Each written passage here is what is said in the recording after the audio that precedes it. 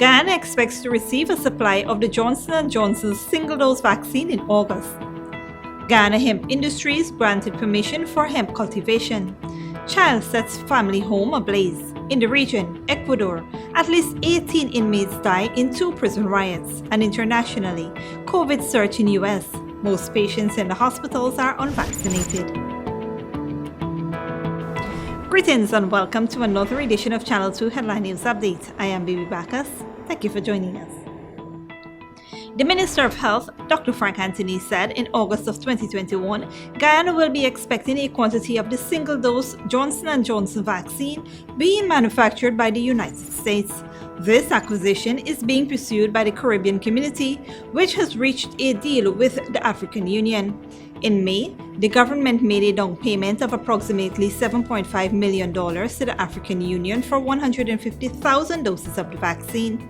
The Johnson & Johnson jabs would be the only single-dose vaccine that Guyana has been able to purchase. Dr. Anthony said that once the vaccine arrives, it would most likely be directed to the hinterland regions since many of these communities are more difficult to reach. It was explained that when the health workers go into those areas, they have to travel for miles into remote villages to administer the vaccines. This tedious exercise would then have to be repeated a few weeks later, once the second dose of the vaccines are due. To date, 50.2% of Guyana's entire adult population has taken the first dose of the COVID vaccine, while some 26.6% of the country's adult population has been fully vaccinated. Even amidst the challenges, Guyana has been one of the most robust COVID-19 vaccination programs in the region. A family on the east coast of Demerara is now homeless after their home was set on fire by their child. Here is more from Esther Sobers. A Maikoni East Coast Demerara family is now homeless after a 6-year-old child who was playing with a box of matches set fire to their 2-story wooden and concrete home. According to police, the fire occurred at around 900 hours on Thursday. The victim, 33-year-old Dessa Limerick, told police that she left her 6-year-old son with her reputed husband at home at around 600 hours and went to work. Around 9:30 hours, the woman said she received a phone call from her aunt who said that her house was on fire. When she arrived, the woman was met with her house completely engulfed in flames. Fire tenders from the Mahaika fire station were summoned to the scene and managed to extinguish the blaze. Police said the young child, who was questioned in the presence of his parents, stated that he went over to his aunt's house and picked up a box of matches and took it home. He then used it to light the mattress in the back room of the upper flat on fire. Investigations are ongoing. For Channel 2 Headline News, Esther Sobers. Thanks, Esther. A worker also suffered severe burns when a fire of unknown origin on Thursday afternoon destroyed several apartments at BK Quarries, Tipuru at Region 7 location. According to one of the site employees, a 34-year-old Venezuelan national, he was asleep in his apartment when he was awakened by the fire that had engulfed his flat. He was able to run out of the building and raise an alarm. Other workers responded with an on-site water tender and were able to extinguish the fire. However, in the aftermath, 10 apartments were left severely damaged. The injured worker was taken to the Bartica Hospital, where he was admitted with first and second-degree burns on his body. Don't go away after the break. 19-year-old in police custody for robbery and unlicensed firearm, and Guyana Hemp Industries granted permission for hemp cultivation.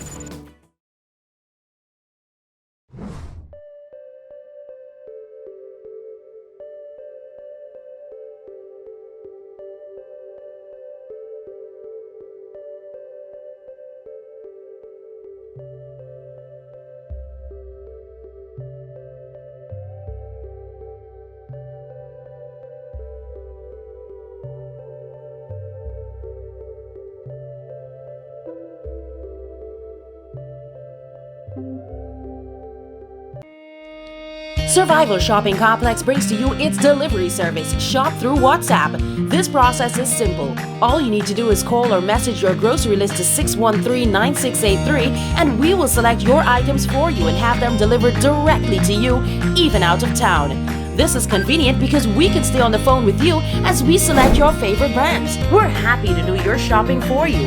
Contact us on WhatsApp today and shop price smart at Survival Shopping Complex. When you need money and you gotta get it fast, Creative Jewelry and Pawn Shop is the place for that confidential transaction in a quiet and secure location. You'll get the highest value per pennyweight for your gold and also enjoy the lowest interest rates and longest payback period too. Yes, for that instant transaction to solve a pressing financial problem. That Creative Jewelry and Pawn Shop, 46 Boyle Place, that's between the Ministry of Housing on Brick Dam and White Castle Fish Shop. Be your first and only choice. Creative Jewelry and Pawn Shop, safe and sound, solid and secure, always there for you. Telephone 231-7878 and 223-8955. Tastes so good. It's got to be made with Alabama Baker wheat flour. Produced from quality soft winter wheat and quality enzymes to give a superior product that's guaranteed to be luscious, delightful to taste, and stays fresher longer. Alabama Baker wheat flour is perfect for breads, roti, puri, pastries, chow mein, pastas, and many other delights. Imported and distributed by Alabama Trading. 6566 Robb Street, Borda, and 23 Lombard Street. Telephone 225-5800. Welcome to Kissoon's Furniture. Find everything you need for your home and more under one roof in our newly decorated showroom. Our locally crafted furniture has been perfected over the last 60 years. From our hands to your home. We also bring to you our newly introduced lines of imported furniture and sleep center, where you can find a wide range of beds and mattresses. Kissoon's Furniture, furnishing homes for over 60 years. Good girl forget things. What's the problem, Granny? I want money for borrow for do a surgery. I was dancing and I fall and fracture my hip. If you need some quick money, you should check Lender's Jewelry and Pawn Shop. Lender's Jewelry and Pawn Shop, Lot 238 South Road, Border, Georgetown. Get jewelry made to order in just 72 hours. We also accept vehicles. Lender's, best rates, longest payback period. Boys, I get through. Plus, I could dance again. Lender's Jewelry and Pawn Shop. Welcome back. On Thursday afternoon, a 19-year-old boy was caught and placed in custody for robbing a 27-year-old man at LaGrange Old Road, West Bank, Demerara. It is alleged that the victim went to the location around 6 p.m. to purchase a cell phone from the suspect. The two met on Facebook and made a deal. When the victim arrived, the suspect was at a Chinese restaurant playing pool. The suspect left the pool table and approached the victim, whipping out a handgun and holding the victim at gunpoint, robbing him of $10,000. The victim held onto the suspect and a scuffle ensued, during which the suspect discharged a round from the firearm. He then fled. However, the victim chased after him and took away the firearm. He was apprehended by the victim and people who had gathered at the scene. The police were subsequently summoned and arrested the suspect. The .32 revolver and 2 live .32 ammunitions were lodged at the station. Investigations are ongoing. Guyana's government has given a green thumbs up to large-scale hemp cultivation. Headline News' Esther Sobers spoke with Guyana's hemp industry's representatives about the prospective future of hemp in Guyana. The Guyana Hemp Association. After many years of lobbying and millions of dollars spent on education and awareness of hemp by the Guyana hemp industries, the government of Guyana has given the go-ahead for large-scale hemp cultivation. Headline News spoke with Vice President and Chairman of the Guyana hemp industries as they discussed the future of hemp in Guyana. The Guyana hemp industries do welcome the government's decision to greenlight hemp. We hopefully by September 1, we would be able to start cropping. Our first proposed site is Maro, is Wangbabis. But there are a lot of other details to be worked out, including land preparation, the arrival in the country of seeds, and the like. Guyana will become the industrial hemp heaven for the Caribbean and Latin America. For we have the climate, we have the soils, we have water, and we have hundreds of Guyanese awaiting employment. Even though Guyana hemp industries has potential foreign investors interested in investing in the hemp industry, the GHI is seeking additional government assistance to help realize its vision. Put out a request to the government of Guyana to even partner with the Guyana industrial hemp producers, likewise the Guyana hemp industry, so we can work together with other away companies where we can get the better of how this nation can thrive. Not only looking at it as a competitiveness, a way in which the international market can see Guyana as somewhere where it's very lucrative, so they just don't to come into Guyana based upon what they hear. They have the opportunity to come and have a first-hand experience of seeing how we can work together with even doing organic hemp. We have a lot of companies from outside of Guyana who deem interest in getting to able to invest. And such a project, I won't directly say, well, how much billions, or how much millions, or how much $1 trillion, or what is the appropriate amount that will be invested. It's based upon how far they're looking to get this product on the international market for a standard of which they can really think about. Because remember now, Guyana have two climates, rain and sun actually. And basically we can have more than one crop a year. So it depends on how they view the whole scenario based upon what they want to invest in this. Hemp is a type of cannabis sativa that is grown for its economic value. Many hemp strains have none of the psychoactive effects associated with cannabis. Industrial hemp has been used as a fiber source, a source of oil, and a source of nutrition. Even though the government has recently agreed to allow large-scale hemp production, a regulatory framework will have to be put in place first. For Channel 2 Headline News, Esther Sobers. Thanks, Esther. During the wee hours of this morning, the ranks of the Guyana Police Force conducted a roadblock exercise on the Cove and John public road and confiscated a vehicle with several parts of a cow. During the exercise, HC 9448, driven by a 31-year-old taxi driver from South Amelia's Ward, Linden, was stopped and searched for drugs, ammunition, or anything illegal. However, several parts of a cow were found inside the trunk.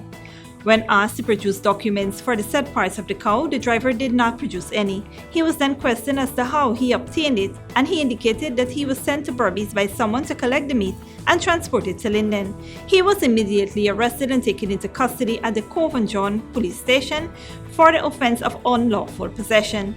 The motor car was also lodged at the Cove and John station. Investigations are ongoing. A 25-year-old man is now in police custody for the rape of a minor. According to a police report, in April of 2021, at a local store in Region 7, the suspect demanded sex from the victim, who refused. The suspect persisted and committed the act on the 16-year-old victim before making good his escape.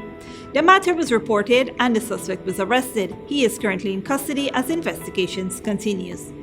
Don't go away. After the break, Ecuador, at least 18 inmates die in 2 prison riots, and fresh floods in central China as typhoon heads towards the east coast. But before that, here's the bridge retraction schedule.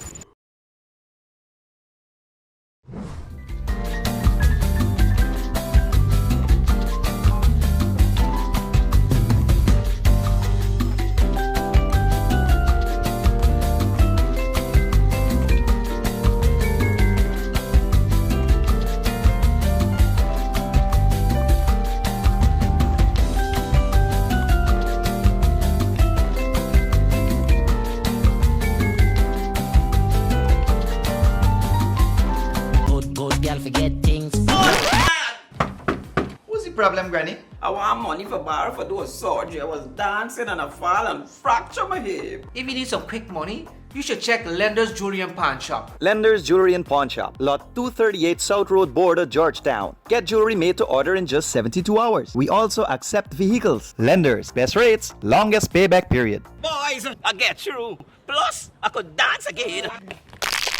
Lender's Jewelry and Pawn Shop. Welcome to Kissoon's Furniture. Find everything you need for your home and more under one roof in our newly decorated showroom. Our locally crafted furniture has been perfected over the last 60 years. From our hands to your home, we also bring to you our newly introduced lines of imported furniture and sleep center, where you can find a wide range of beds and mattresses. Kissoon's Furniture, furnishing homes for over 60 years. For decades, milk has remained the same. Until now. Introducing the Great Dairy Full Cream Milk from Alabama Trading. Enriched with vitamins A to D and calcium to promote healthy teeth, strong bones, and vitality. Great Dairy Milk is delicious and fortified to encourage healthy cell growth within the body. No wonder it's the #1 brand of milk produced in Ireland. Now available nationwide in 400-gram packages at leading supermarkets and wholesale vendors. Distributed by Alabama Trading. When you need money and you gotta get it fast, Creative Jewelry and Pawn Shop is the place for that confidential transaction in a quiet and secure location. You'll get the highest value per pennyweight for your gold and also enjoy the lowest interest rates and longest payback period too. Yes, for that instant transaction to solve a pressing financial problem. That Creative Jewelry and Pawn Shop, 4-6 Boyle Place, that's between the Ministry of Housing on Brick Dam and White Castle Fish Shop. Be your first and only choice. Creative Jewelry and Pawn Shop, safe and sound, solid and secure, always there for you. Telephone 231-7878 and 223-8955.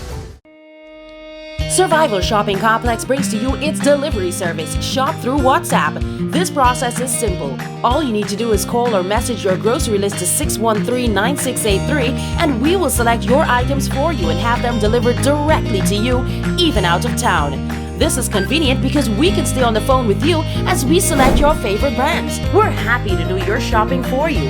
Contact us on WhatsApp today and shop Price Smart at Survival Shopping Complex. Welcome back. Now we take a look at news in the region and around the world. Ecuador's president has declared an emergency in the country's prison after fighting among rival gangs. At least 22 people are dead and 8 others injured. It is the third time deadly riots have erupted in Ecuador's overcrowded jail over the past 6 months. Al Jazeera's Heidi Zucastro reports.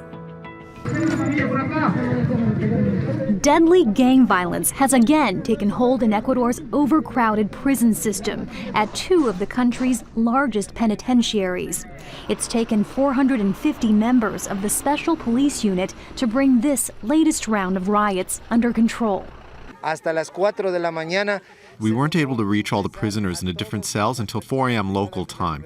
The contingency officers managed to bring the situation under control, also with the help of the armed forces that you can see along the perimeter. At the prison in Latacunga, police recaptured about 80 inmates who tried to flee. With the death toll still in flux there, family members gathered outside the prison gates on Thursday, fearing the worst. My son got in touch with me and said inmates in medium security are going up to murder the ones in maximum security. They have rifles and guns. Yesterday they went up there. My son is hurt in there. They have not taken him to the hospital yet. We've been to hospitals' morgues, and at the morgues they're not giving us a list of the dead. There are people who've not yet been identified.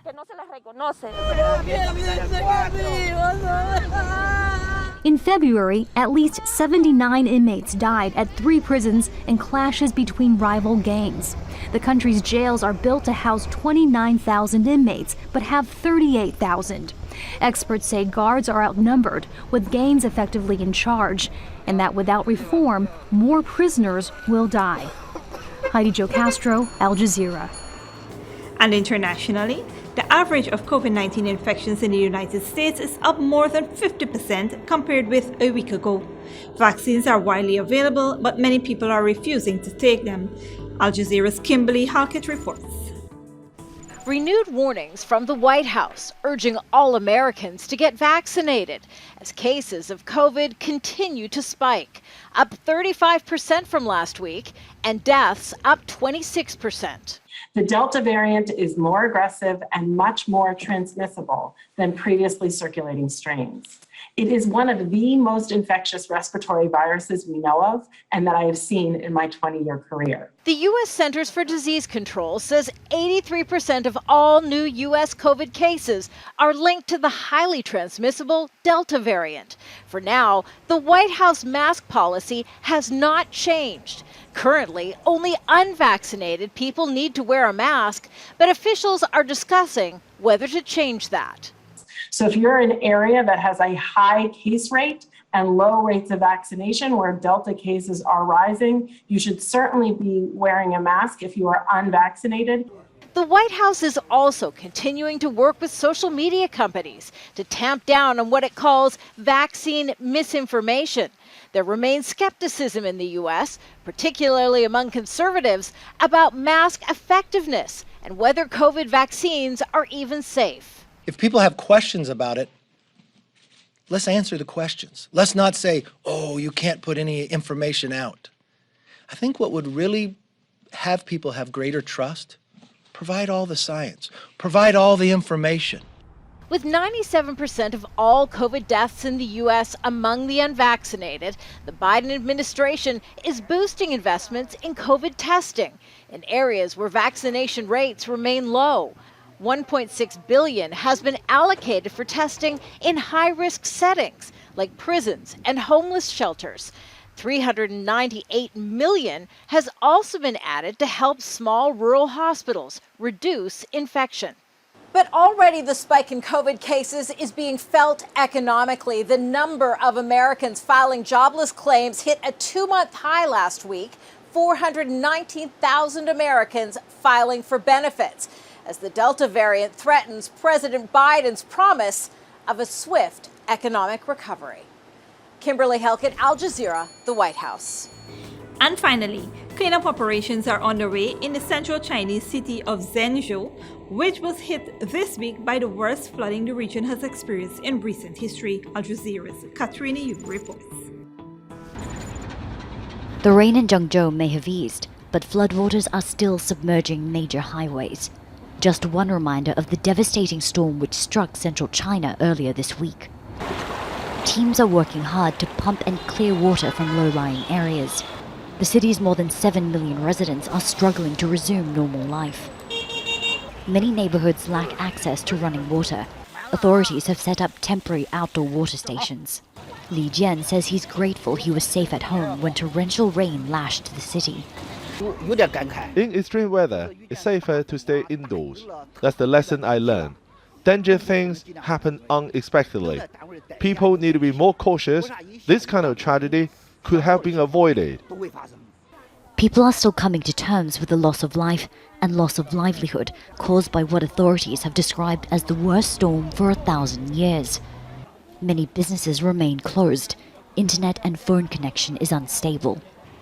Zhengzhou's famous clock tower is frozen at 5 p.m., the time electricity was cut off during the height of the storm on Tuesday. Getting around Zhengzhou City is still very difficult. The entire subway system remains closed with tunnels full of water.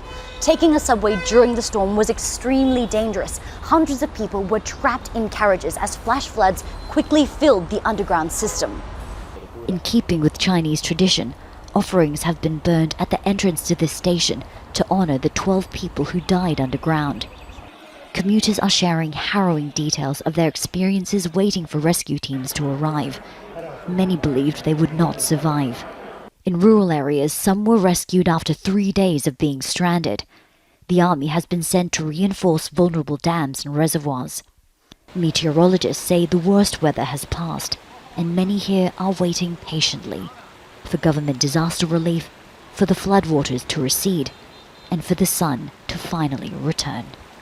Katrina Yu, Al Jazeera, Zhengzhou. And that is it for today's regional and international news. Here now is your 3-day weather forecast.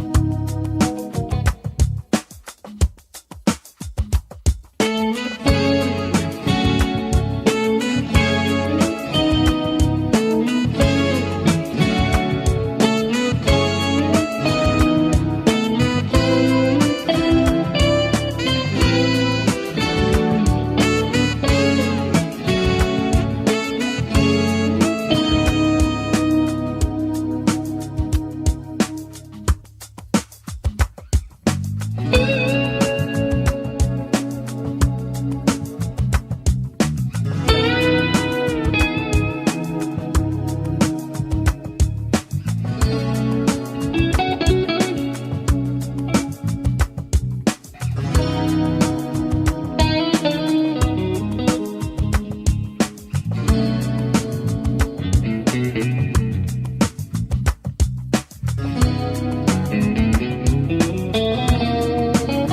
is all for this edition of Channel 2 Headline News Update. Tune in on Monday at 7 p.m. for another episode.